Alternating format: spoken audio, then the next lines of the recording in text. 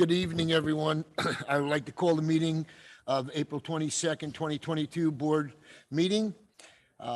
This meeting is held in the Roselle Park High School auditorium. It is an open session of the Roselle Park Board of Education held under the Open Public Meetings Act of the State of New Jersey. Notice of this meeting was sent to the Star Ledger, local sources, the Home News Tribune, the Borough Clerk and school offices, and the district website. Can I have a roll call, please? President Harms. Here? Vice President Paulstrom. Here. Paul Diamante. Here. Mark Fernandez. Here. Z Infante. Here. Dr. Brittany Kirkland. Here. Jennifer McCarr. Here. Constance Catella. Here. All here. Okay. Please rise for the flag salute.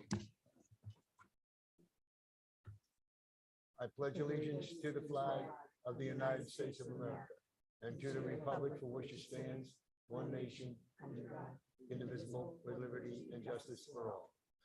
Thank you.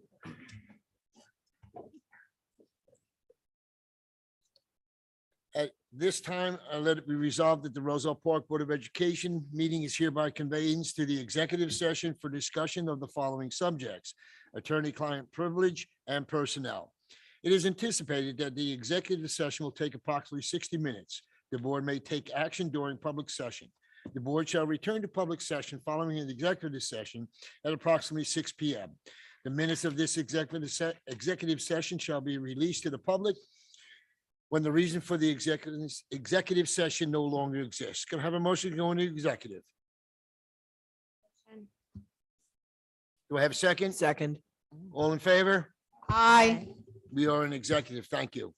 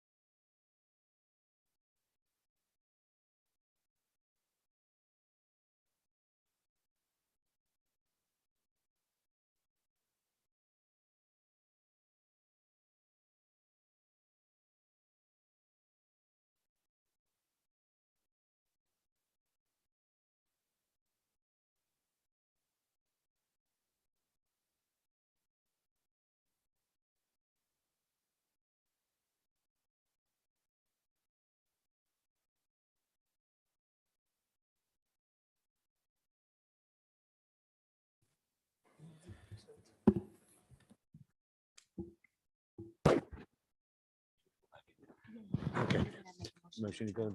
Okay. Can I have a motion to return to public portion? So moved. Have a second? All in favor? Aye. Motion carries. I apologize for being a little late in our hour, but we were having heavy discussions. At this time,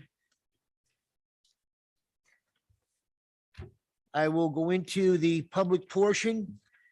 And this public portion would be on agenda items only. Anyone wishing to speak, please come to the mic, state your name and address. You have 3 minutes to speak.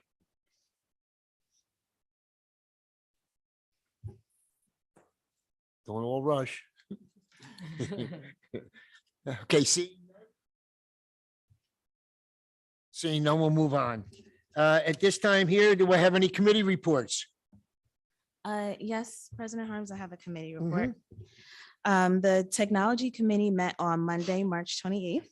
And so I wanted to give everyone here a recap of that conversation. So what we started discussing was a few upgrades that were made last year. So like, for example, we upgraded our data usage to 20 gigs, which allows for increased bandwidth and reduced connectivity issues throughout the district. We have a 1-to-1 ratio for laptops for students and staff. And then there are also pre-recorded videos on our district's YouTube channel to walk parents through how to access systems such as Genesis. So currently the IT department is also assessing the capability and lifespan of the current smart boards and interactive boards that are in each classroom. And so for the ones that do need to be replaced, that process will begin this summer, depending on shipping times for equipment. The IT department is also continuing to research and implement more web security and cybersecurity measures. So I don't know if everyone is familiar with this, but there has been an issue within the education space about hackers corrupting entire networks and like holding information for ransom. So this is a very big deal, and very happy that our IT department is being proactive about it. Also, our IT department is working to increase their communication and accessibility to parents, students, and staff through their ticketing system, and also having quicker response times to phone calls and emails as well. Also, we received some feedback about the way information is displayed on the district website and about particular information being outdated. So we discussed how to make the website more user-friendly. And then also we discussed ways about how to update particular school information. So you'll see those updates slowly be rolled out. Thank you. Thank you. President Any- Harms, I have a report. This microphone. For the Operations Committee, we met last month and had a discussion about our voting policy and exploring options for our future president and vice presidential elections, having a discussion with Mr. Garrido about what that policy can look like. So we'll report again on that after we've had further discussions with the superintendent. Thank you. Anyone else?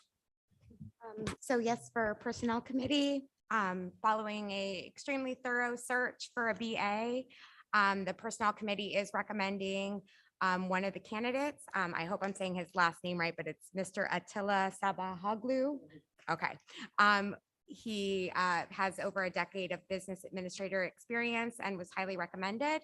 And we're very excited to have him be part of our Roselle Park community. So. Okay, thank you. Anyone else?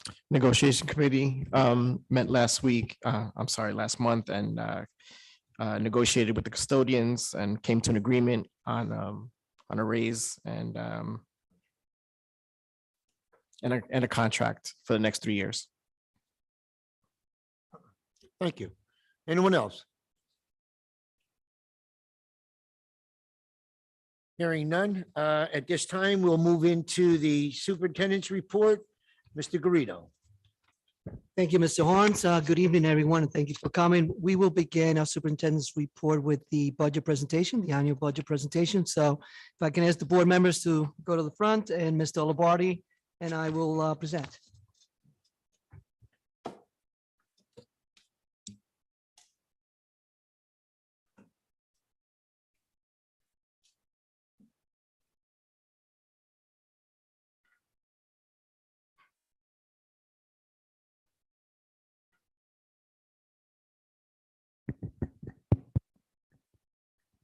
All right,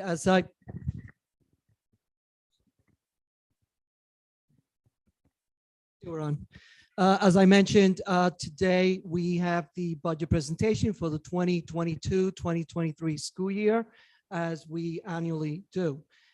First of all, I would like to begin by thanking the Finance Committee, Ms. Susan Kallstrom, Ms. Jen McCarr, Mr. Mark Fernandez, and our interim BA Business Administrator, Mr. James Olabardi. People don't realize the budget process, it's a long, tedious one. Starts way back in probably October with preliminary work on the budget. It really picks up in December where we get the input of all of the administrators of the different programs, directors, principals, and so forth. Then we move on as we proceed on what the budget will look like. And then, of course, we have to patiently wait for the state aid to come out, which this year came out much later than usual in mid-March.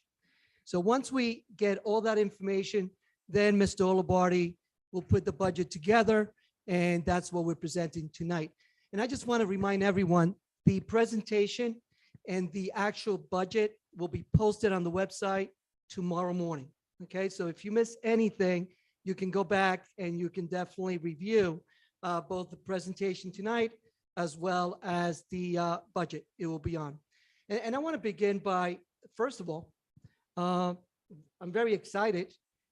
We have a really good budget this year. We were fortunate, we received additional state aid. We're able to do quite a bit of things with it, which we're going to show you in a minute. So good, Mr. Hyde. Okay, as you see, our Board of Education members, and we have an open position. That's why I think we have some members of the community here for their interview. Go ahead, Mr. Hyde. Okay, so it all begins with a strategic plan. And the strategic plan is the blueprint that we have for the district for 3 years. And this is going to be extended one more year, just so you know, because we still need some things that we would like to make sure that gets done before the end of the strategic plan. And then, of course, there'll be a revised one. So we concentrate on 4 areas when we discuss the budget and when we start putting the budget together. One is teaching and learning. And as you know, is our priority. Full education, social and emotional development for all students, access to a rigorous curriculum, infrastructure that will lead to high academic achievement. These are our goals for teaching and learning. Then, of course, student support, more now than ever after the pandemic. As you know, our students need more and more of our support here at the schools. The commitment to ensuring the success of every student, providing quality education through student support services. Professional development, you really cannot have the things above without strong professional development. And we really, really encourage our staff to take advantage of professional development and staff training. And of course, then a safe and secure learning environment, because students cannot learn unless they are in a safe, secure environment. So the agenda tonight will be as follows. Mr. Olabardi will go over the expenditures, the revenues. I will go over the programs and services, and then the tax levy information, so everyone knows. And just before I turn it over to Mr. Olabardi, not only is this budget, okay, student-friendly, where we can really do a lot for our students, but it's also a very responsible budget as well for the taxpayers. And you're going to be seeing that as Mr. Olabardi goes through the different slides. Mr. Olabardi?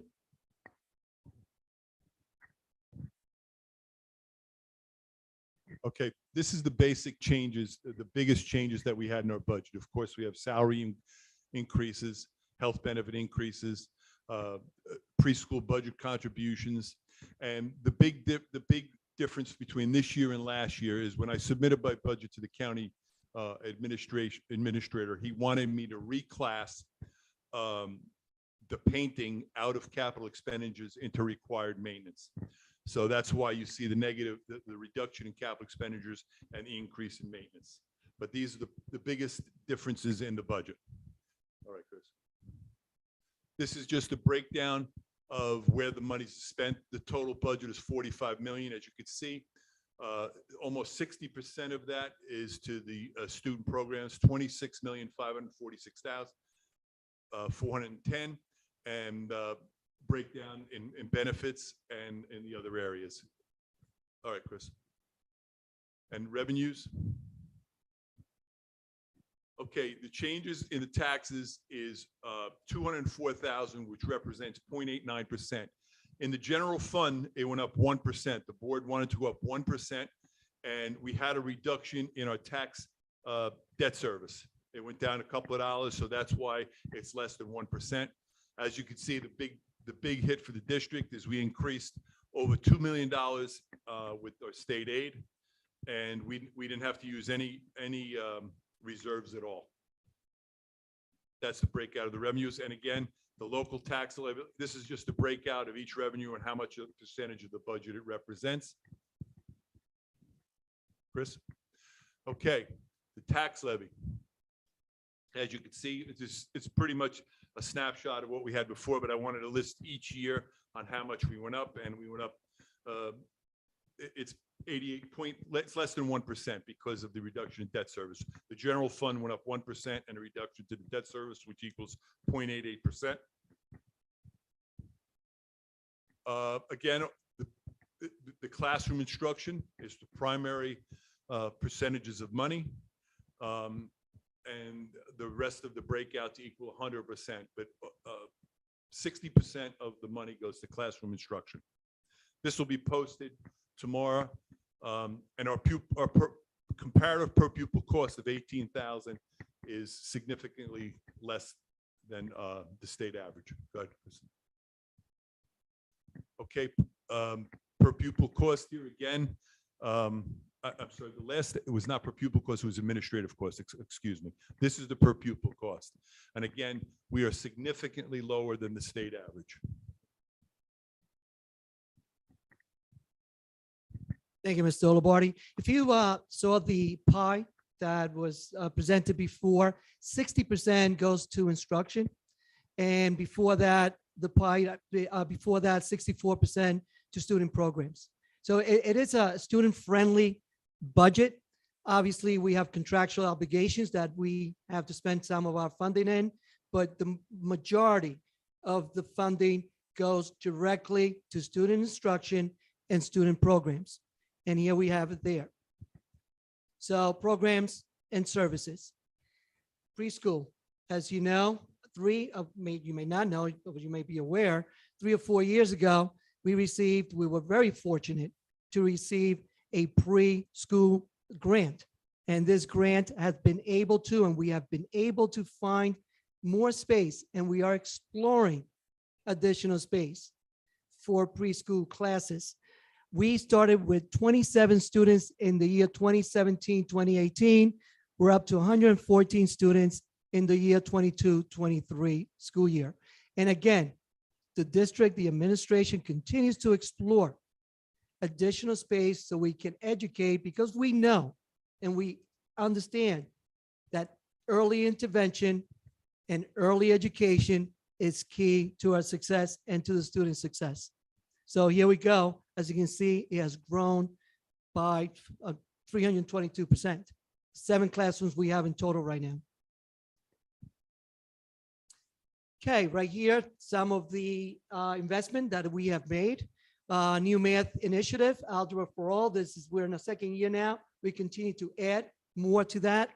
New science curriculum in K-8, more hands-on experiences, and updating our ELA curriculum, promoting acceptance, diversity, inclusivity, and project-based learning in our humanities. A new library program for K-5.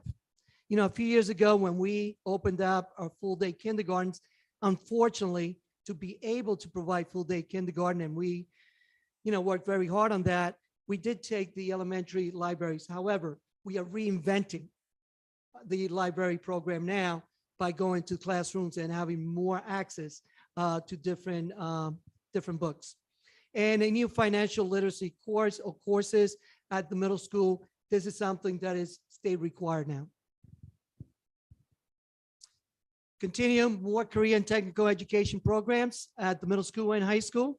New additional STEM courses for grades 6 through 8. As a matter of fact, we are converting some of our older rooms to more progressive, more new initiatives in STEM courses there. So medical detectives, we have one, app creators, science of technology, and that's going to continue to grow in the next year or two with robotics and things such as that. And we offer extracurricular activities and clubs, more than 50 between the high school and the middle school. And of course, some of the elementary, not as many. And continue early college. This is something that we really are now beginning to, oh, actually we've been, okay, beginning to add more and more because we know that we need to have our students career ready, college and career ready. So new advanced placement courses we have in place now, partnerships with colleges, and we are adding more next year. Dual enrollment, we're starting to do that. Seal of Biliteracy, which is the two languages that they gain college credits through the Seal of Biliteracy. We have a bridge program to bridge the students to graduate earlier, continuation of medical research, and additional staff to support our programs. And this is key. We were able to fund this year additional programs. We don't have math coaches at the elementary school. We're going to be able to do that. We have at the middle school and high school, not at the elementary. We're going to also be hiring an additional ESL teacher because the numbers are growing. So we'll be able to provide more instruction for our ESL students. We're also going to add a reading phonics specialist for our special education students where they're going to be floating. We're going to be looking our students, and we're going to use the Orton Gillingham program to assist our special education students a little bit more than, or more, way more than we have been doing as well. Also, we really have been looking at and researching a student resource officer here at the high school. We have funded for that as well. You know, we have some concerns. We want to make sure that we have a trained resource officer here that they can work with the students with some of the either discipline issues or what have you. So we're going to be exploring that as well. So we're able to fund this with this budget. So we're really, really excited about that. Okay, Chris? Advanced placement exams are going up. Okay, we want to make sure we have our index in our college and career index moving up. Here, this is how we do it. And that's when you see the rankings come out for the high school level, that's what they're looking for. We're going to continue to add more and more and more for an additional 165% from 18-19 school year. And here we have some of the advanced courses that we're going to be offering. Now, we're already offering some of them. We're going to be offering more as we continue to expand. Teaching and learning continue. After school programs, as you know, the last couple of years after, or the last year after the pandemic, we really needed to support our students. There was learning loss. There was social emotional loss. We wanted to make sure that we added some of these things, social emotional programs, but we also have STEM enrichment, robotics, instructional support, music and arts enrichment, ESL summer programs, extended school year for our special education students, credit recovery for our high school students, and learning remediation. As you know, we pride ourselves not only in our academics, but also athletics. Just last season, we had 2 state winning champions in Group 1. Our bowling team was a state group champion. Our wrestling team was a state, North Jersey state sectional champion. And we actually had athletes going all the way to finals in Atlantic City. But we also pride ourselves in making sure that we have a diverse program. The opportunities are here for students to be student athletes. And you know, we encourage this and we will continue to do that. Go ahead, Chris. Okay, and these are some of our initiatives. Device Initiative district-wide, we were 6 through 12, probably 4 years ago. We are now pre-K through 12, one-to-one device district-wide. And Mr. Hyde is here. I want to thank him as well and congratulate him because the technology office did a lot to work towards that as well. Project Lead the Way, the middle school. These are STEM courses that are now part of our curriculum there. And of course, Early College Initiative, increase advanced placement so they can gain credits before they graduate high school. And we are always updating curriculum and revising district-wide. And here we have all of our support services. The last one there, we just added this year. We're going to expand next year, Therapeutic Counseling. We have partnered with a psychological agency to bring therapeutic counseling to the district for those students who really, really have struggled post-pandemic and with social emotional. That is something that we want to expand as well, and we want to, but the rest of them are all part of our support services program. And here we have a more professional development. I mentioned that we couldn't really have successful instruction unless we train our teachers to be the best, right? And professional development should be ongoing. That's how we grow, right? So we have it in SIAP, which is shelter instruction and now we are actually expanding. This used to be just for ESL students. We're expanding to all students now. We're training our teachers in our shelter instruction protocol. Advanced Placement Institute, Project Lead the Way, instructional strategies, best practices, response to intervention, RTI, social emotional learning, ESL strategies. And this year, we're going to adopt more training for responsive classrooms. At the elementary level, we have responsive classrooms where they have morning meetings with the students. And again, this is a social emotional part of our program. So we're going to be training our teachers on how to better have these responsive classrooms where we really respond to our students' needs. Okay. And safe and secure learning environment. You know, we want to provide our students with top-rated environments. You know, if they're going to be here and they're going to be part of our programs, why can't we? And we have found, and we are planning more replacing new things that we really need to. For example, the field lights replacement, they're happening this summer. Now, this is something that, you know, not only our school uses, but our community, which is our students as well. You know, this will be open Monday through Sunday. I'm sure it's going to be used under the lights. So we're proud of that. Additional security cameras. You know, we're always concerned with our student safety. We want to make sure our elementary schools, we have added security cameras to make sure we provide the safety. A new paging system. There was some concern. They were really aging, especially at the middle school. I don't know if there are any middle school parents here, but we wanted to have a new paging system so every student hears announcements. They're, you know, getting older. If there is an emergency, want to make sure the announcements are heard. We put in paging systems at every school, but we're starting with the middle school. The track and tennis court resurfacing happened last year, and you know, we're very proud of that. And here in this auditorium, I don't know if you've been here in the summer or in September, it gets incredibly hot. Well, it's not going to be hot anymore. We're going to have an air conditioning unit, HVAC, put into this so students can have more summer, late spring, early fall programs and be comfortable. All right, safe classroom spaces. We learned a lot during the COVID pandemic. We learned a lot about safe classroom spaces. We're going to continue to make sure we monitor these things. Server room relocation at Sherman in the middle school. We did it at Aldine last year. And what was happening, some of these servers were in classrooms.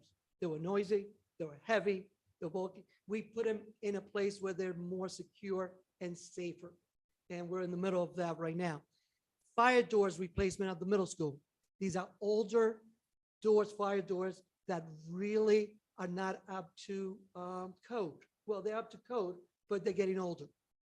So we are replacing those again for the safety of our students. And of course, paving and painting our buildings.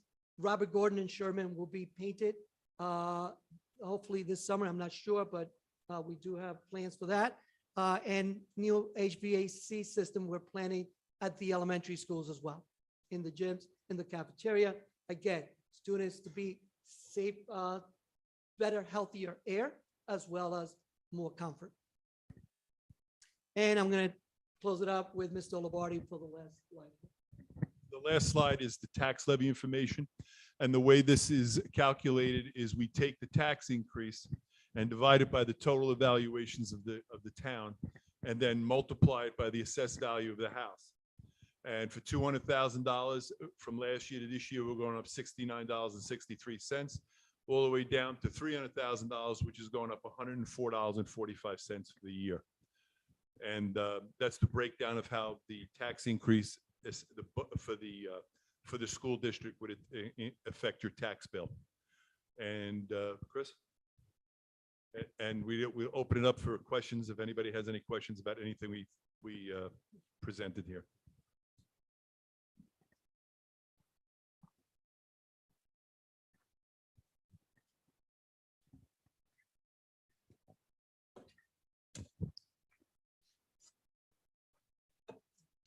My glasses. I can do it without.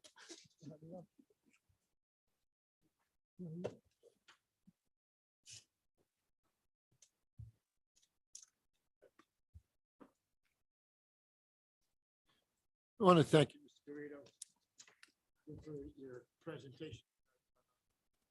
Budget. At this time, I will open up to the public portion on the budget. Please come up, state your name and address. Katie McDermott, 730 Galloping Hill Road. Thank you for your time and dedication to the students of Roselle Park. Special thanks for providing Orton Gillingham instruction. It's desperately needed. Part of my routine the weekend before any Board of Education meeting is to check the district website and see if there have been any changes to the location or time of the meeting. This is what I did the weekend of March 12th and 13th. At that time, per the notice published on February 28th, the March 15th meeting was listed as a closed session. Imagine my surprise when I found out later that it was actually an open public session with the budget workshop. No notice regarding this change was ever posted. In addition, the presentation, not the video, given at that meeting has not been shared on the district website. I just described one example of the ongoing lack of transparency and communication within our district. As per the New Jersey Department of Education 2022-23 budget guidance, which I trust you have all read, there should be clear communication regarding the budget process timeline, as well as an effort made to engage the community. As a co-leader of the district CPAG, information regarding the special education budget has been requested multiple times with zero information provided. On numerous occasions, the co-leaders and I have also asked to be included in the budget process. How can we, the parents of this most vulnerable population, advocate for additional services and programs when we have no idea what has been budgeted? I would suggest that you all check out the most recent issue of the New Jersey School Board Association magazine. In it, you will find examples and testimonials from Board of Education members regarding community engagement and transparency. You'll notice a stark contrast to what is done here in Roselle Park. In addition, you don't have to look far to see districts setting excellent examples. Both Westfield and Livingston posted detailed budget information almost a month ago. Livingston also scheduled a special session with community to address questions and concerns. The budget that is being voted on tonight was just presented a few minutes ago. As per the NJDOE guidance, an opportunity for the community to provide input and changes in reaction to community questions and requests should happen prior to a vote to approve a budget. In the past, you have said that you want community involvement, that you want parents to be part of the process, but your actions do not align with your words. How can you expect parents to ask thoughtful questions when they work full-time jobs, have families to care for, and are given literally minutes to review budgetary documentation, which to my understanding has been finalized for a couple of weeks? I hope you will postpone this vote, give the community the time it deserves to review the budget, and take time yourselves to reflect on how the process can be improved next year, following some of the examples I've provided. Thank you very much. Thank you.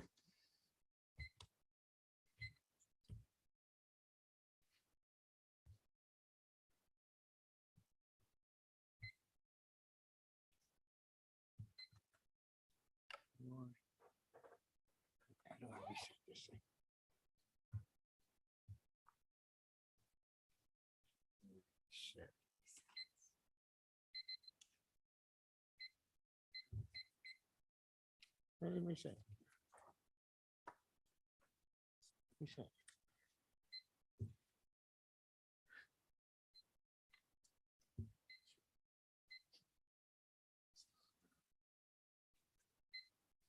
Whatever.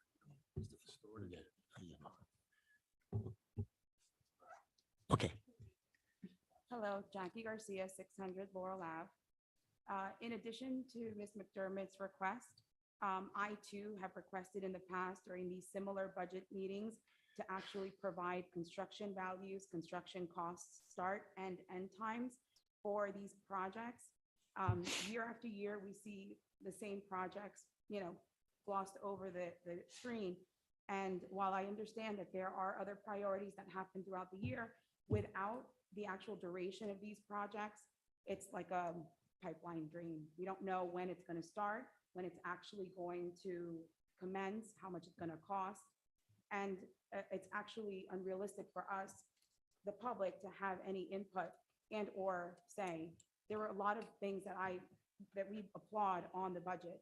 So passing it tonight is super important, but I also feel like the public, when it comes to paying taxes, we have to be able to understand when these projects are going to start, when they're expected to finish, and the construction values.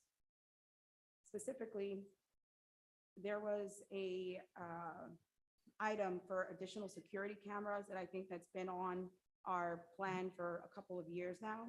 I was excited to hear about the paging system in the middle school, and the high school auditorium air conditioning was also something that has been put in the budget a couple of years ago.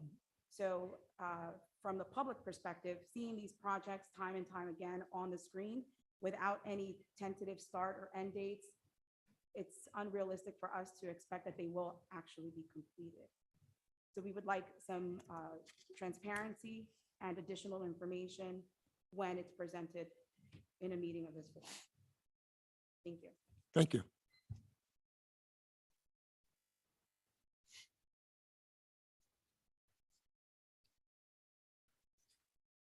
Anyone else?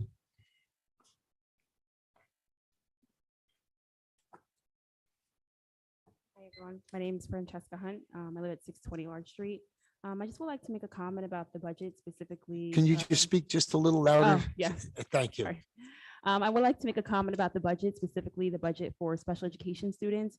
As you are all aware, funding is an important component to providing a high quality education, and it often leads to improved outcomes for all students. Therefore, it is importantly critical for districts to spend the money wisely to help close the achievement gap and improve outcomes for our special education students, which is a very vulnerable population with unique needs. Increasing the funds or reallocating the funds can help meet the needs of special education students. For example, reallocating the funds can allow teachers to receive extensive and specialized training so that they can provide support and research-based evidence interventions for students who are struggling academically, socially, emotionally, and behaviorally. It can also increase the need of having more counselors and partnerships with local counseling agencies at each school for the needs of our unique students as well. Having more funds for the special education budget or reallocating the funds can also increase speech therapists. Many of our families, as you know, I'm a co-leader of CPAC as well, have expressed to us that some of their students who are nonverbal speaking students are only receiving speech 2 times a week, 3 times a week for 20 or 30 minutes. In my opinion, if a child is nonverbal, they should be having intense daily therapy to help them with that need. Also, additional occupational therapists are needed. Case managers are needed. Our case managers are currently overwhelmed with the amount of caseloads that they have at this moment. If we had more additional funding or just reallocating the funds for special education in particular, we could also provide more programs such as co-teaching models and inclusion classes. We have seen the increase over the years in self-contained classes, but we haven't seen the increase in inclusion settings. And we know as educators that research shows that inclusion programs provide better opportunities for learning for all students, special education students and general education. So an increase in funding or reallocating funds can also help improve the curriculum for our students, create more support programs, and these are just some of the things that we could be doing with those funds to help our students in particular. Thank you. Thank you.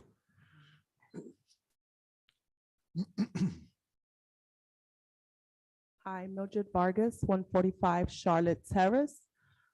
First, I want to say thank you for your service for our kids. I'm pretty shocked today, I have to tell you.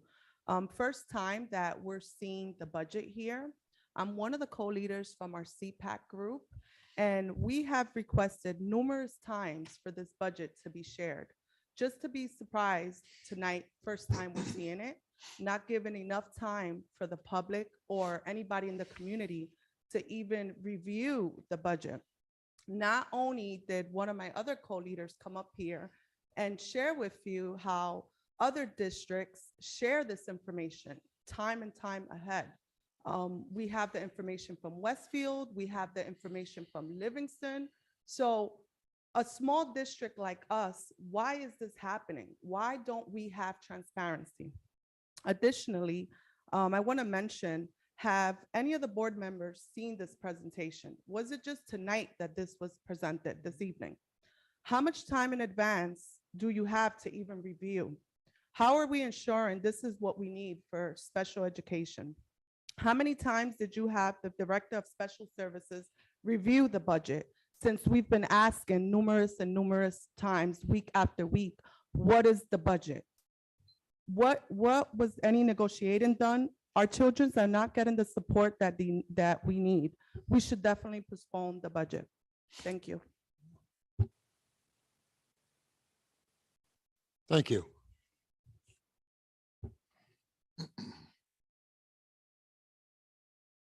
Anyone else?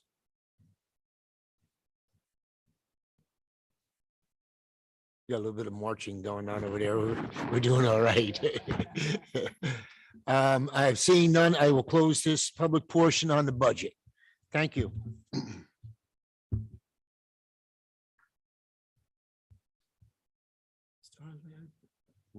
Give another part of the superintendent's report. Sure, go ahead. Something else. Go ahead. Thank you, everyone, and thank you for your comments and questions. I really appreciate it. I just want to touch on another subject this evening. I know that the past couple of weeks, there have been, actually 2 weeks ago, there was the media frenzy and a lot of concerns that came up regarding the health and phys ed curriculum or the standards, and particularly the 2.1 personal and mental health. And I just want to clarify, because the Department of Education did come out, I think 2 or 3 days after all of the media hype came up, and clarified for us. And remember, schools are only required to adopt the state standards. We require, because if not, we'll be violating the state laws and so forth. And we'll lose funding. However, each district will select their curriculum, their resources, and how things are going to be taught. So I just want to make sure that everyone understands that. I just want to read a little something from that the state actually came out, so you are familiar. It says, it is important to note that the examples that are there, the wording that's there, and some of them are in parentheses, of the performance expectations. You have two things. You have the core idea and you have performance expectation, are not required concepts that must be taught in classes. These are merely examples, and school district's curricula does not need to include these specific words or concepts in order to meet the core ideas or performance expectations of these standards. So I just want to make sure we clarify that. And you know, some of the members of the community that came up spoke about transparency. Where we are right now is we're still working with the 2020 standards that was approved by the board actually on August 18, 2020. Curriculum director, he's part of a consortium that works with the county. We'll be putting together a committee with this timeline that I'm going to announce to you. We're going to approve the curriculum writers at the next board meeting, which is May 10th. The work will be completed by July 8th. We will bring it to the board for review. But in the meantime, we are going to seek community input as well. And I just want to let you know that the state also, through a code, okay, which is NJSA 18A, column 35-4.7, give parents, it's a parent statement of conflict with conscience, which means that parents can opt out of anything in the health curriculum or the family life curriculum that they're not comfortable with. So what we're going to do is we're going to have a consent form on the Genesis site or platform. And every standard is going in 2 or 2.1 of whatever standards for the health and phys ed are going to be listed.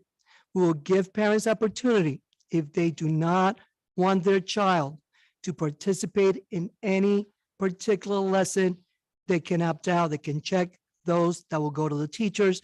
They will be given alternative assignment. So I want to let you know that we will be responsible. We will make sure that our curriculum is age appropriateness, and we'll make sure of that. So I just want to make, sometimes things go to the extreme and again, the family life curriculum has been around for a long time. And I remember when it first came out, there was a lot of hype and a lot of concerns and so forth. And yes, we want our students to learn about things, and the state is requiring us to teach for students to be prepared. However, is how we introduce it and how we execute it and teach it is what's important. So I will continue to update the parents at every board meeting beginning the May 10th, and we will let you know. And most likely in July, we will have, and not most likely it's going to happen, the board will have an opportunity to review everything. It's now going to be adopted or approved into August. And we will let you know how we're going to be teaching with a timeline of each of the lessons. There's a pacing guide that we have. So the timeline will be also posted as well. So I just want to make sure that we're working on it. We will make sure that you have the information you need. We'll make sure you have the opportunity to opt out. You will make sure that you have the opportunity to speak to your children. And we want to make sure that you have an opportunity to review what's going to be in it as well. All right. So I just want to make sure that that is announced. Okay. Thank you, Mr. Harms. Thank you, Mr. Garrido. At this time, we'll move on into the agenda under personnel. Number 1, staff appointments. Number 2, district substitutes. Number 3, summer camp staffing list. Number 4, additional athletic coaches for 2021, 2022. Staff resignation, change in assignments, transfers. Number 7, maternity leave of absent request revision. Number 8, New Jersey NJSIAA participation. Number 9, high school and middle school extension, additional teachers and classes 2021, 2022. Number 10, home instruction, instruction. Number 11, standard-based instructional support program. Number 12, additional mentoring. Number 13, skill-based ELA mathematics support program. Number 14, curriculum writing.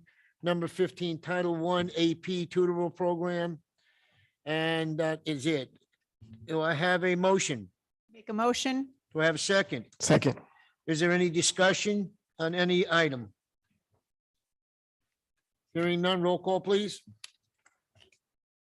Vice President Colstrom, Yes, but I abstain from number 3. Paul Biamonte, Yes.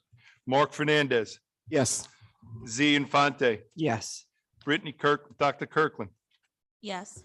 Jennifer McCarr, Yes. Constance Quintella, Yes. President Harms. Yes. Motion carries. On the agenda under education, agenda items 16 through 20. 16, harassment, intimidation, bullying incidents. 17, 2022, 2023, district first aid procedures, physician standing orders. Number 18, education programs. Number 19, education trip request. And number 20, conference attendance request. Do I have a motion? Make a motion. Do I have a second? Second. Any discussion on any item? Hearing none. Roll call, please. Vice President Colstrom, Yes. Paul Bimonte, Yes. Mark Fernandez. Yes. Z Infante, Yes. Dr. Brittany Kirkland, Yes. Jennifer McCarr, Yes. Constance Cantella, President Harms. Yes. Under business, agenda items 21 through 32 and addendum item number 1. 21, monthly certifications. 22, approval of bills. 23, approval of minutes. 24, Secretary Treasurer's report. 25, district medical service agreement. Number 26, tuition rates. 27, grant applications. 28, national school lunch program reimbursement. 29, settlement agreement. 30, adoption of the 2022-2023 school year budget and tax levy. 31, donation accepted. 32, use of buildings and grounds. And addendum item 1, disposal of properties. Do I have a motion? Motion. Do I have a second? Second. Any discussion on any items? Yes, 30. Okay, What, if we were to extend, just so some of the parents extend doing the budget next month? Constance, what- can you talk in like? I apologize. That's right. If we were to push the budget to next month, what problems would arise? Is that a possibility or? No. You'd have to have a special meeting. No. Yeah. We'll have to have a special. But I just want to address, and I know there was some confusion on the March 15th, but that was the public workshop. And I know it was brought up. And again, there might have been some confusion. That was the public workshop that was at. Also, when I did my presentation, a lot of time goes to this and finance committee meets, I think they have maybe 6-7 meetings all along. And all of our administrators are part of what the budget is made up. They give input. They meet with the business administrator. They meet with the superintendent. We make sure that we hear what their needs are and what their wants are, so we can do whatever we can. So I just want to make sure we're clear on that there was enough time for, and again, whether it was posted or not, I can't argue with that, but I just wanted to let the public know this.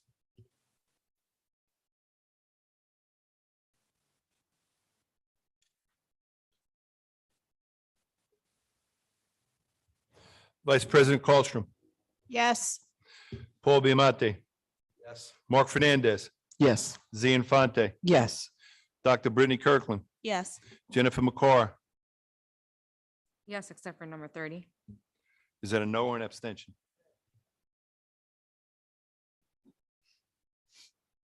Constance Cantella, Yes, with abstention for 31C. 31C, Yes. President Harms. Yes.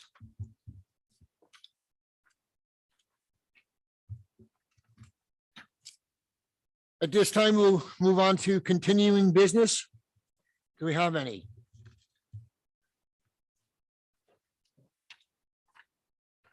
Hearing none, we'll move on to new business. Under new business, we have community members here tonight that are wishing to apply for the seat that's open on the Board of Education. At this time, we'll move into that.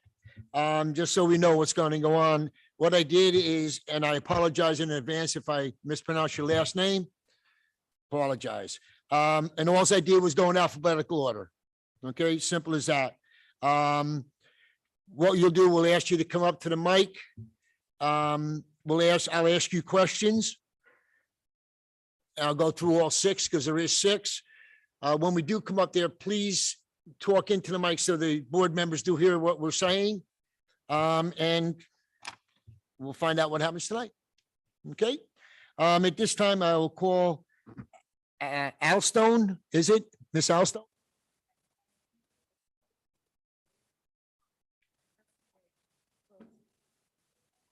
Hello, everyone. Good evening. Thank you for coming out tonight. I thank you for that.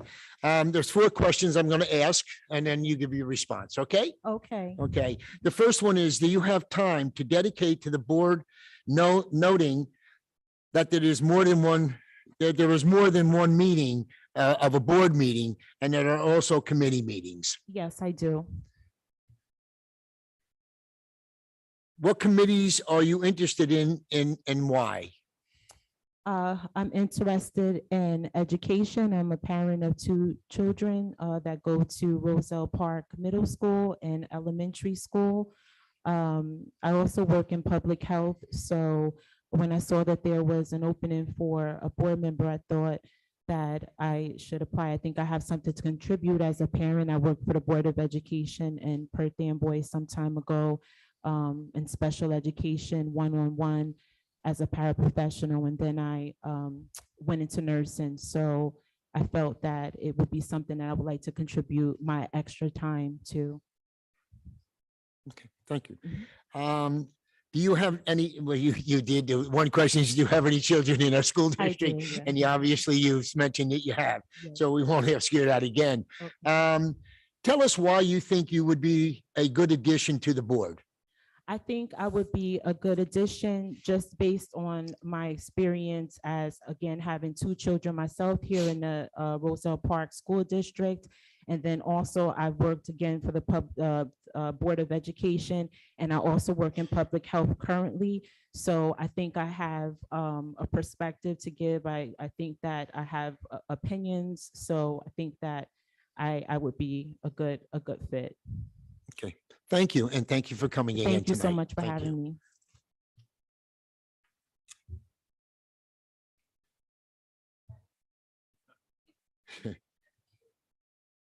Miss Blutner, is it? Okay, hope I got that one right anyhow.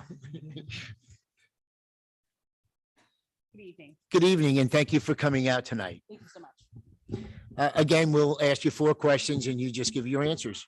Do you have the time to dedicate to the board, noting that this is more than one, just a board meeting, and there are also some committee meetings? I do.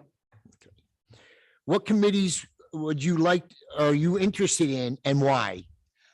I certainly would love to work with the curriculum condition of part of the committee as a current teacher over in Elizabeth, as well as getting my certification for my admin cert for supervisor and principal.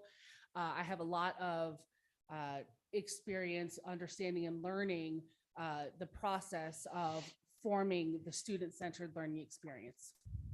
Okay. Do you have any children in the school district? I'm just about to. Fortunately, because of the expansion of the preschool program, my daughter, my 4-year-old, will be starting at Sherman in the fall. And hopefully 1 year later, my son will be part of the preschool as well. Okay, thank you.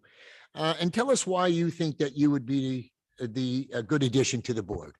I feel because of my current experience, as well as being a citizen of Roselle Park, I have a very empathetic ear to many areas of the stakeholders that are considered when the Board of Education makes their important policies and decisions.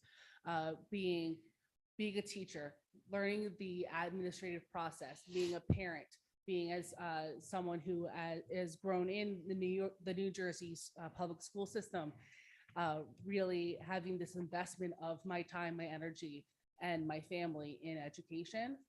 It will help me learn and listen and help make the most informed decisions possible. Okay, thank you. And thank you for coming tonight.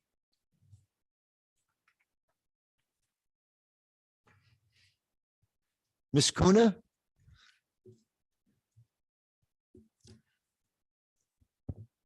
Hello.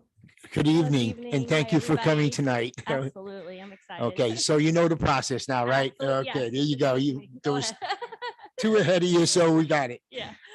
Okay, do you have the time to dedicate to the Board of Education, knowing that there is not just one board meeting, that there are also committee meetings? Absolutely, I'm 100%, and my family is very supportive about it, so count me in. Okay. What committees would you be interested in and why?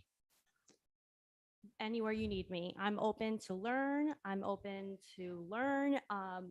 After hearing the whole like special ed stuff and the mental illness, I would love to help in any area of that as well, because I think it starts now.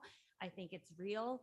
And I think we need an eye opening on that stuff. And the earlier, the better. So anywhere you need me, but after hearing all this stuff from before, I would love to help in any other way in that, in the special education. Like, I'm the Sherman PTA president there, and we have a lot of special education children there. And I would love to add other stuff there. Like like I just asked Mrs. Lechner if we could have a communication board, and she said yes. So I would love to add other stuff and just for everyone, just not just for one, but for everybody. I just want no one to be left out.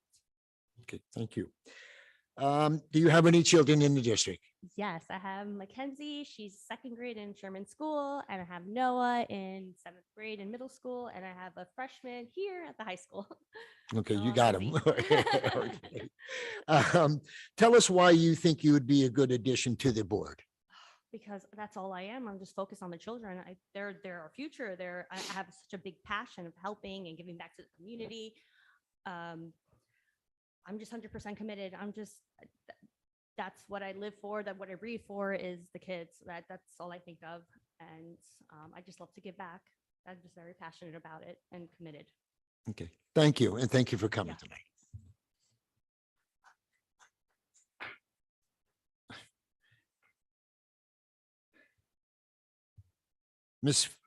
I'm not going to get it. I'm not going to get it. Who? Figueredo? I knew I wouldn't get it. I was practicing too. Hello. Thank you for coming tonight. Oh, thank you for having You know me. the process we're in right now, right? Okay. So the first question, do you have the time dedicated to the board, knowing that there is not just board meetings, but also committee meetings? Yes, I do. Since I come to every single one of your board meetings as it is now. And I'm not a member. Okay. What committees would you be interested in? Why? Actually, I love finances. I actually do that for my company now. I'm very good at it. Numbers come to me very easily. So that is a profession that I would love to be involved. As you were showing numbers, it was going through my head as everyone was pointing out regarding education for the children. That does concern me. I would love to be part of that financial group. Okay. Do you have any children in the school? I do. I have a daughter in a middle school, which I'm president of the PTA, and I have a daughter in high school. Tell us why you think you would be a good addition to the board. I think I would be a great addition to your board. I come every meeting. I listen. I do report back to parents. There are a lot of parents that do not understand your meetings. They do not comprehend what is happening in town. And I think as a community, I do go back and I do speak to parents. I think a lot of parents like myself, my parents, when they came here, my parents did not speak English. I had to translate everything to my parents. I think it's very important that parents should be united and committed. And I think as a part of a board, I would be that. I want to be part of something that is special, that I can represent children that are needed. My children, they are the future. You know, kids need us as a parent, not only to support them, to back them up. And I think as a board, that's what you need. Okay. Thank you. And thank you for coming tonight. Thank you.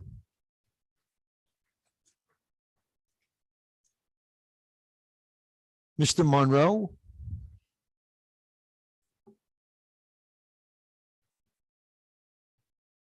Good evening. Good evening. Thank you for coming tonight. Thank you for having me. Do you have the time to dedicate to the Board of Education, knowing that this is not just board meetings and there are committee meetings also? Definitely. My wife approves. She'll let you? She'll allow me out. What committees are you interested in? Why? Basically, I can adapt to any committee. I can adapt to finance, owning a small business, looking at contracts, curriculum. diversity committee. Basically, anywhere you need me to sit, I'll adapt to it. Okay. Do you have any children in the school district? Yes, I have a son in Aldine. Tell us why you think you'd be a good addition to the Board of Ed. I definitely want to be a part of the Board of Ed because not only I'm a great team player, I feel like the board can use, some great positive energy. Before COVID, for 5 years, I had an anti-bullying tour that I had within the middle schools and high schools. I'm very in touch with the youth. I can definitely be a voice and listen to both sides, being on that side of the table as well as here. Definitely communicating to mediate a lot of situations. I've been working with the state as a social worker for 18 years. I've also been a mentor from the time I was like 18. So I'm definitely in tune with what the youth want and what a lot of times they feel like their voices aren't being heard. And I want to be that voice to kind of like bridge that gap between us and them. And to help also continue to move Roselle Park, forward in a positive way. Okay, and thank you. And thank you for coming tonight. Thank you.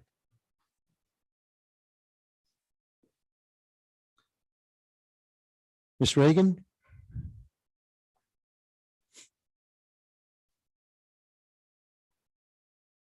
Good evening. Good evening, and thank you for coming tonight.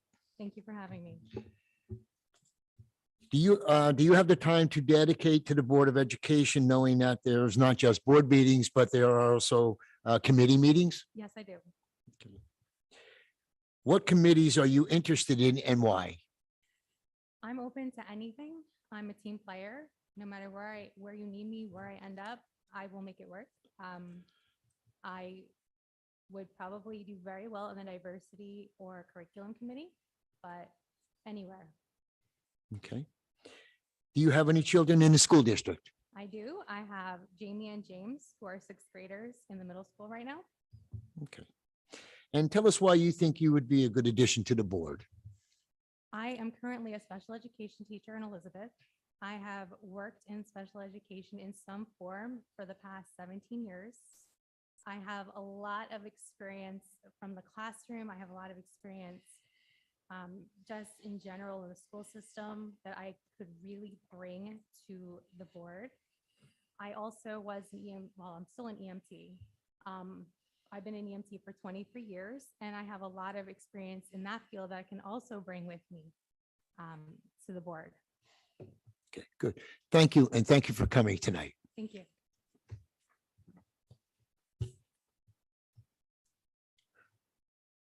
Okay. No, yeah. I want to thank all 6 community members coming out tonight.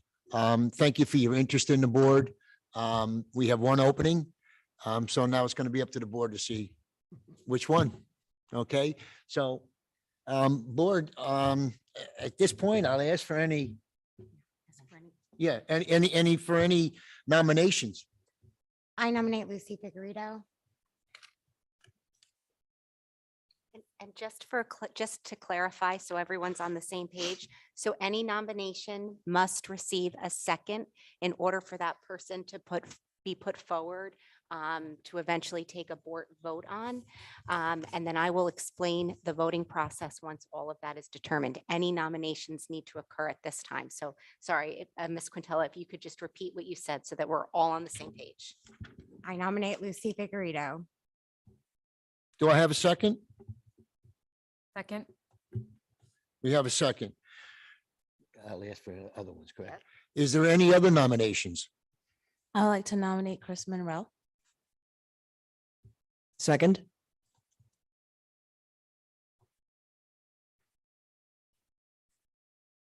I'd like to nominate Michael Ann Regan.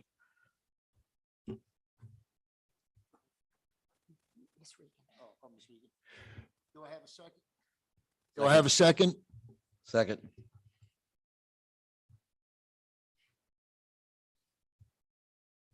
Anyone else?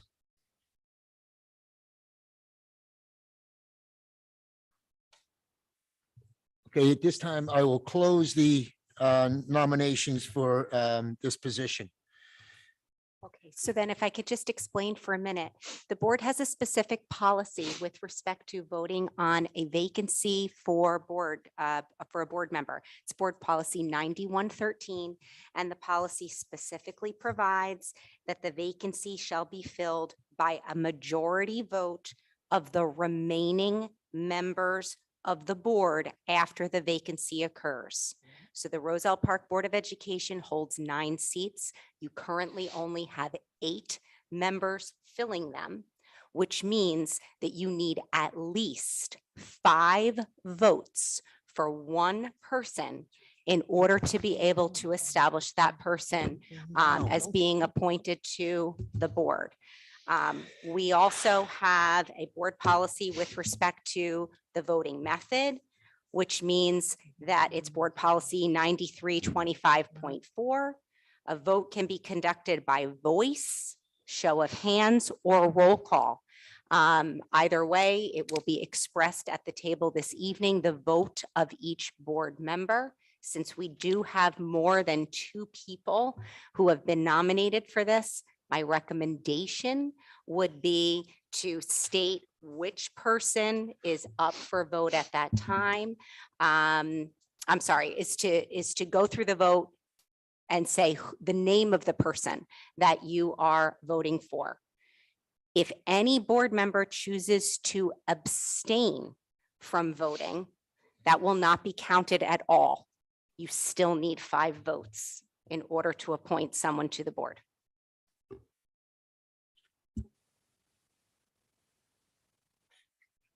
If the board, okay, President Harms just said we're going to be here all night.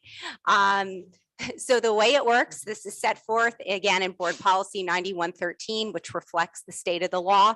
When there is a vacancy on a board of education, the Board of Education is provided with 65 days from the vacancy in order to fill the position. Tonight is only day 42. So if the board is unable this evening to appoint someone, one option is to wait until the next board meeting, May 10th, in order to place that appointment. You will still be within the 65 days. If you are not able to appoint someone to the board within the 65 days because we cannot reach a majority 5 vote, the executive county superintendent will pick anyone at random. It does not need to be one of these 3 people. It does not need to be one of the 6 who applied for the position.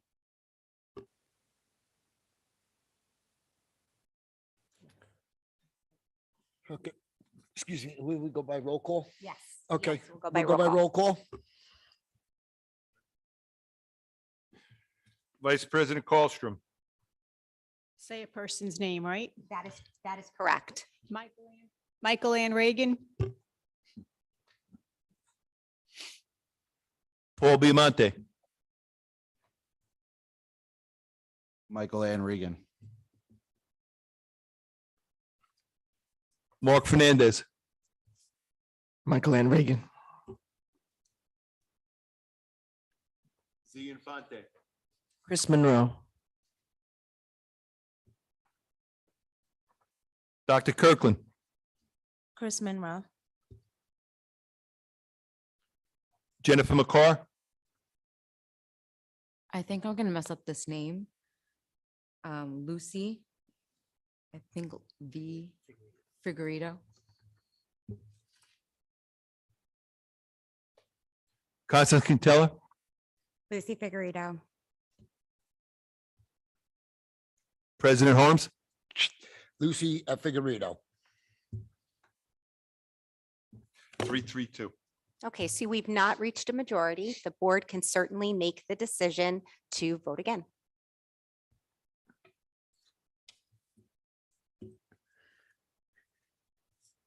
We will go one more round.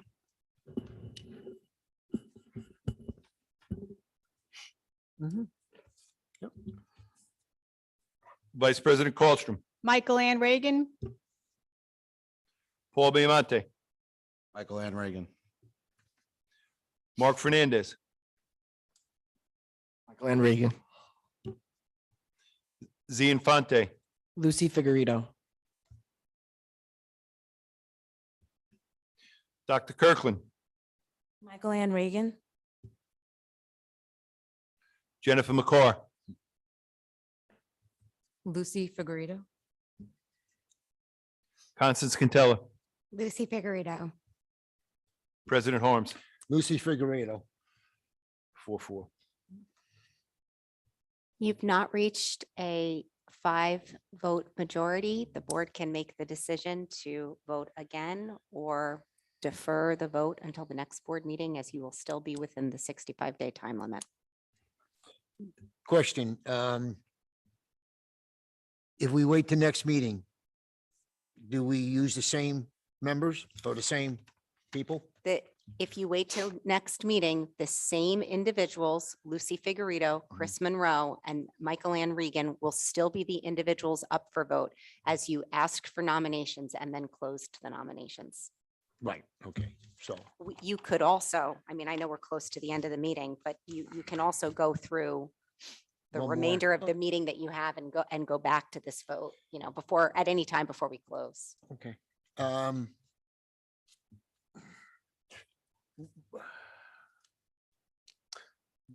Just a question, we're going into closed after we get done with the agenda here for client, client privilege.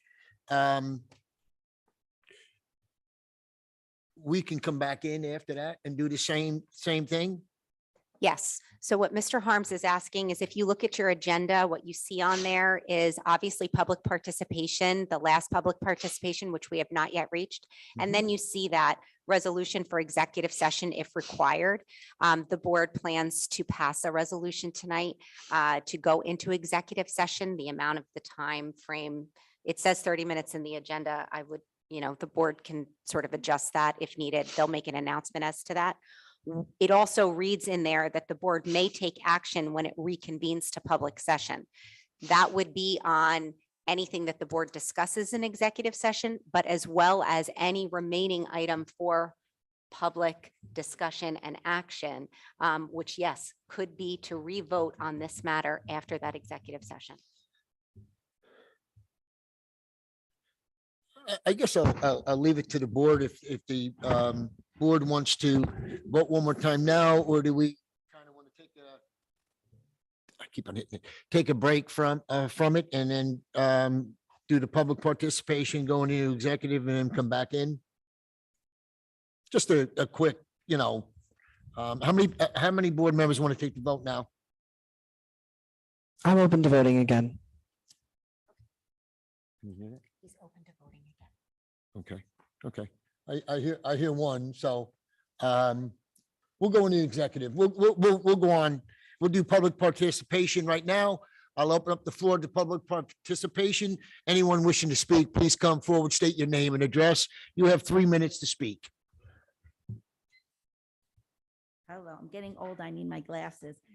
Jody Foy, 429 Seton Avenue.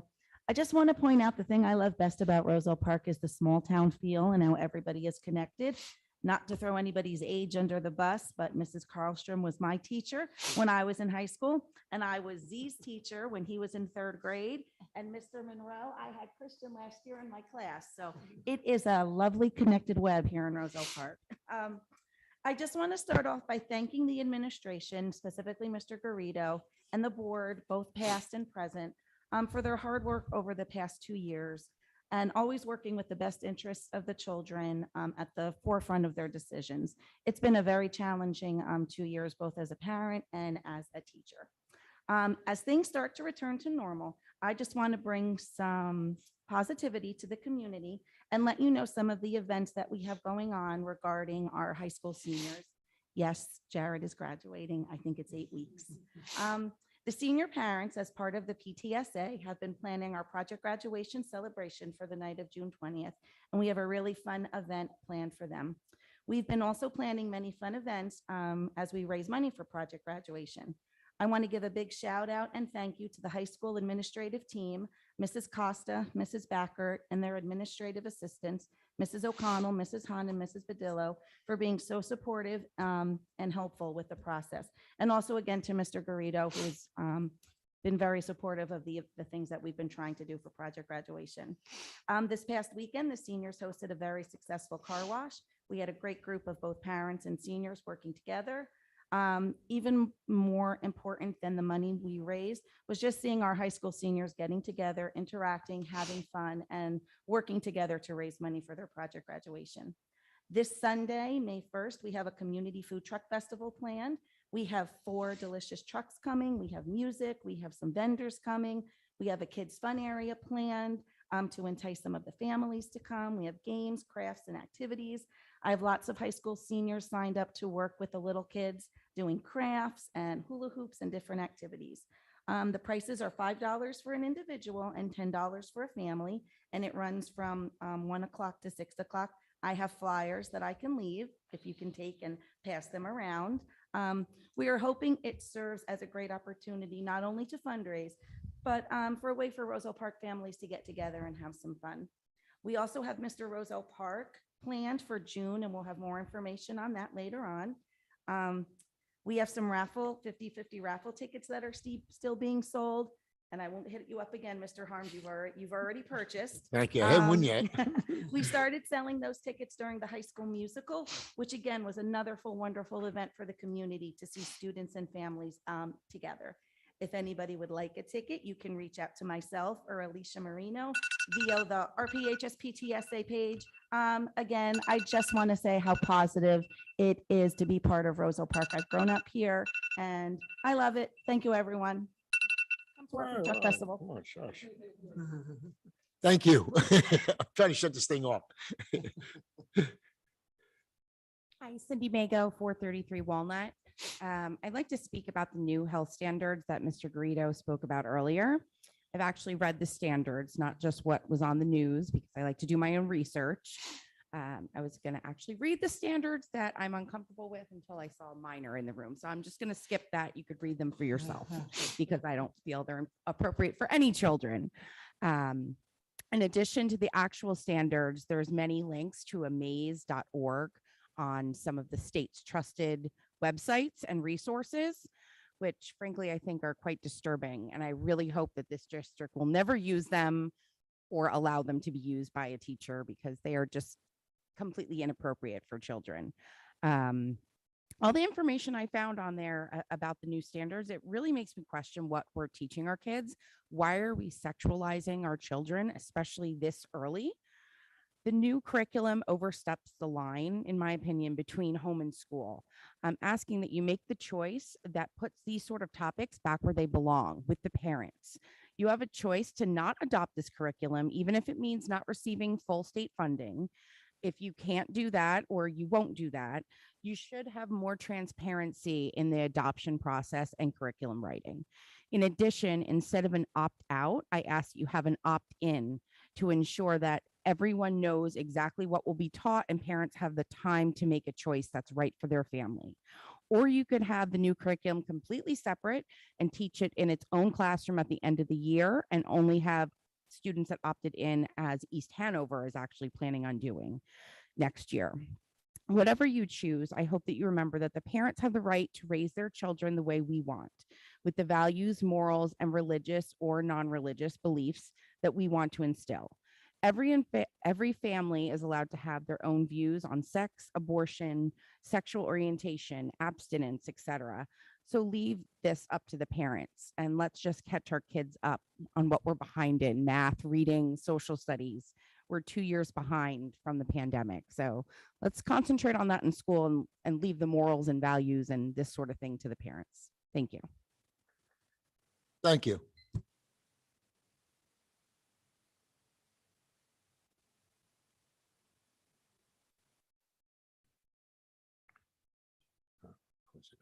Sorry. Hi, Susie Biamonte. I live at 32 East Clay Avenue in town. So I'm also extremely concerned about the new curriculum and topics that will be implemented beginning September 2022 for comprehensive health and physical education under the social and sexual health topics. The state has mandated certain information must be taught to children by the end of 2nd, 5th, 8th, and 12th grade. There are several topics I'm uncomfortable with.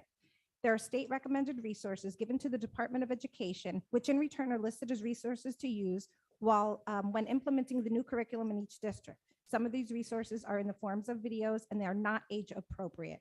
These type of resources concern me. I want to know how the curriculum is going to be taught. I'm not saying Roselle Park School District will use these resources, but for them to even be recommended as a guideline for new curriculum is disturbing and out of line. Sexual orientation, gender identity, sexual intercourse, and human reproduction should be introduced at home and not taught at the elementary level. This is an attempt, in my opinion, to brainwash the minds of innocent children. I respect our staff members, board members, department heads, but also feel more than a handful of people should be involved in how we move forward with this curriculum. Parents need to be fully educated and informed well in advance when certain topics are being taught. I do support parts of it, such as health, fitness, overall awareness, mental health, but under the social and sexual health portion, there is room for concern. There is a non-consent form on the New Jersey State website that is available to opt out of this curriculum, but maybe the school district should create an outline for each topic and the exact lesson plan for parents to review. How are we going to move forward with this and keep parents informed? I hope the board will take my concerns into consideration, address these matters, and make the best decision possible for the families of Roselle Park, but most of all, importantly, for our children. For example, the superintendent of East Hanover School District was proactive and sent out a letter informing the parents that they value the importance of partnering with families as they educate students on topics that may include information of a sensitive nature. The school district supports that the parents should be their primary sexuality educator of their children. They told the parents and guardians that they have an option of excluding their children from the sexual education instruction if it is in conflict with their conscience, morals, or religious beliefs. Their conclusion is to offer the sexuality portion on the last day of school year 2023 for a one-time 35-minute class for 2nd, 5th, and 8th grade. This decision was made so children don't have the opportunity to come to school the next day and discuss what was taught to the children whose parents already opted out. I hope Roselle Park will use this as a guide moving forward to protect the morals and rights of our children. Thank you. Thank you.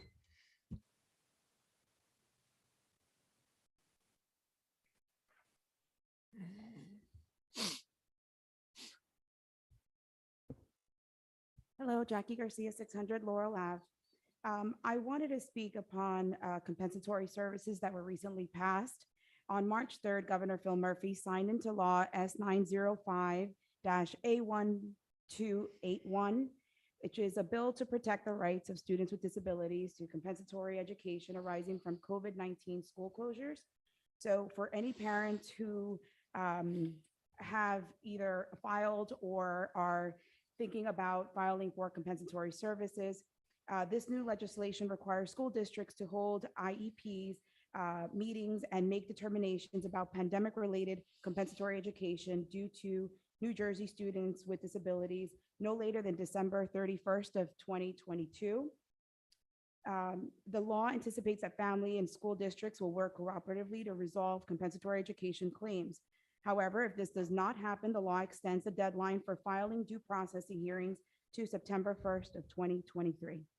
Thank you. Thank you.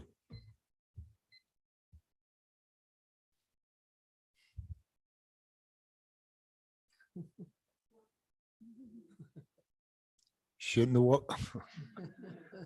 I knew you'd find somebody to come up and talk for you. Katie McDermott, 730 Galloping Hill Road. We just wanted to ask if there was an update on our request for a board liaison.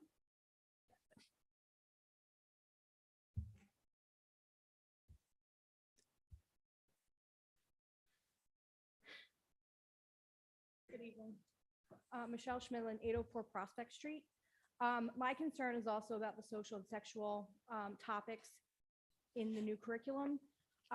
Obviously, all of our children develop at different stages, and I do feel that by addressing this in school as a general topic, we're concerned about social and emotional learning, correct? So those kids who are not developing as quickly as some of the other kids may cause more social emotional issues because then they feel that they are not normal, right? So I don't feel that it's something that our school districts should be teaching in the schools. I am public school raised. I am a public school employee. I love the way our public schools work, but this is not something we should be involved in. Thank you. Thank you.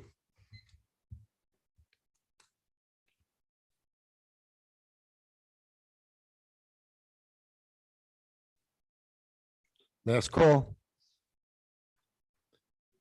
At this time, I'll close the public portion. At this time, the Roselle Park Board of Education meeting hereby convenes to executive session for discussion of the following subjects: client privilege. It is anticipated that the executive session will take approximately 30 minutes. I don't think it should be much longer than that. I tell you what, let's go 45 so I'm not, so I don't look bad. So 45 minutes, the board may take action. The board may take action when it reconvenes to the public session, and the minutes of the executive session shall be released to the public when the reason for the executive session no longer exists. Do I have a motion going to closed? Make a motion. Do I have a second? Second. All in favor? Aye. Aye. Thank you. We're in closed. Absolutely. Tacos, empanadas, ice cream, And they went out sandwiches. yesterday, they're Yes. back tomorrow again. Perfect. All right. Thank you so much. This is Sunday. Yeah, you're available Sunday. And I'm gonna, I go to Rhode Island. I'm going to.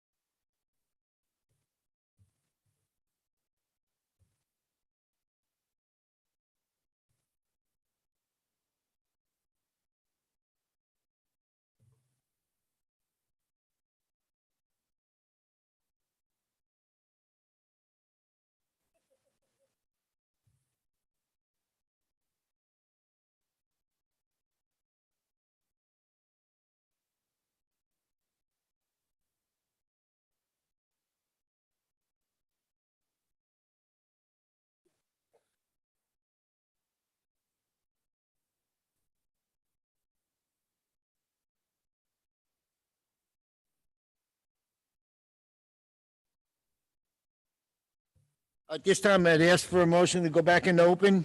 Make a motion. Do I have a second? All Second. in favor? Aye. Aye. We're back in open. At this time. Do I want to do this one now? Yes, you're gonna read that. Okay.